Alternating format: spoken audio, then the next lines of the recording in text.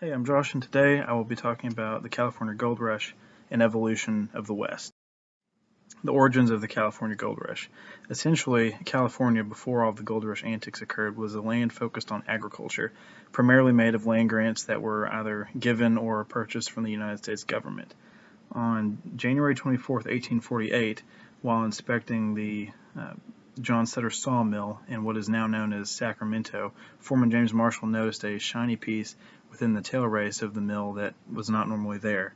He reached down, pulled it out, and after some investigation and experimentation determined that it was without a doubt gold. He brought this sample to his boss, John Sutter, the owner of the facility, who had a dream of what he called Nuevo Helvetia, which was essentially New Switzerland, a private paradise where he would grow crops for him, his family, and his friends. But that dream quickly faded out, and a new dream for other people arose as the word of the gold got out. It was actually previously known that there were gold deposits in California years before, but it was never publicized to a large group of people. A reality realized, despite the huge influx of immigration from the eastern United States and around the world, cities were abandoned, including San Francisco and Los Angeles, where the areas were just shut down with the ringings of gold, gold, gold, as quoted by the California newspaper, ringing through the countryside. The peak of the rush was in 1849, after President James K. Polk, in the previous December, officially announced the presence of gold to the United States public in the California territory. And because of that, the 49ers term was created, which has now evolved into the name for the professional football team. Extreme costs were associated with all of the mining. You had to find at least an ounce of gold a day to even break even, and that doesn't include any profits. The most rich man of the entire gold rush was named Samuel Brandon, and ironically, he didn't actually dig for gold one day. He made his money by purchasing all the mining equipment he could find, monopolizing it, and reselling it, making about $5,000 a day, which is the modern day equivalent of $157,000 a day. Geologic exploration during the California Gold Rush was very crude. The very first digs and blasts occurred prior to James Marshall finding that piece of gold in the tail race of the mill, but those are actually indirect.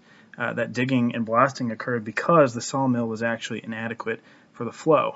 So they did that in order to make it run at a higher efficiency, but actually indirectly discovered a gold deposit. They also utilized something called a toss method, where they would dig out all these materials, make sure they were dry, and then toss them in the air, with the light soils being blown away and the heavier materials being retained by gravity, heavier materials being gold. This essentially led to the modernized techniques that we see today that involve sieving and panning for gold and other soil materials.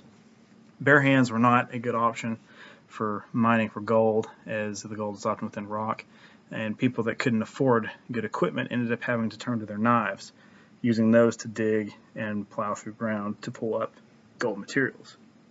Hydrofracking, very similar to all the fracking you hear about going on today, became commonplace, where they would direct water from natural streams as water jets to erode rock surfaces and then run those into a machine to separate the gold from the other minerals.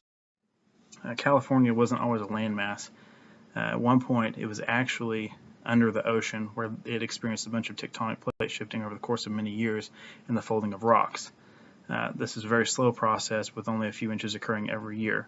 Water inside those fractures that were made would permeate down, become superheated from all the magmatic activity, and then would actually dissolve gold, quartz, and other minerals in it. And that water would then be forced back up by the pressure, and once cooled, would deposit gold, oftentimes with quartz, as you can see in the image on the slide.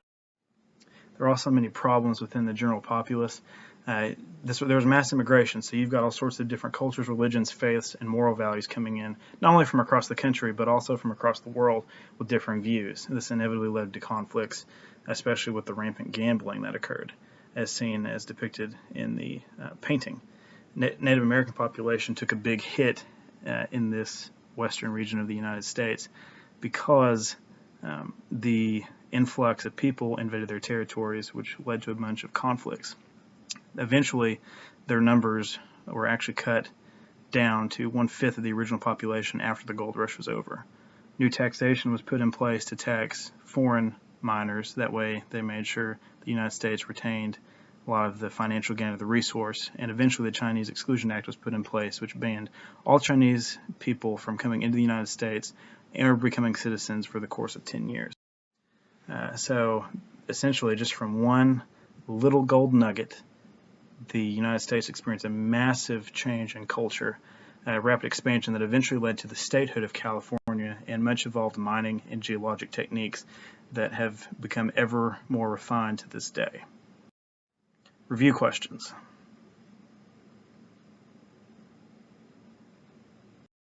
And these are the references I had for the images within this presentation and the references for the material. Thank you.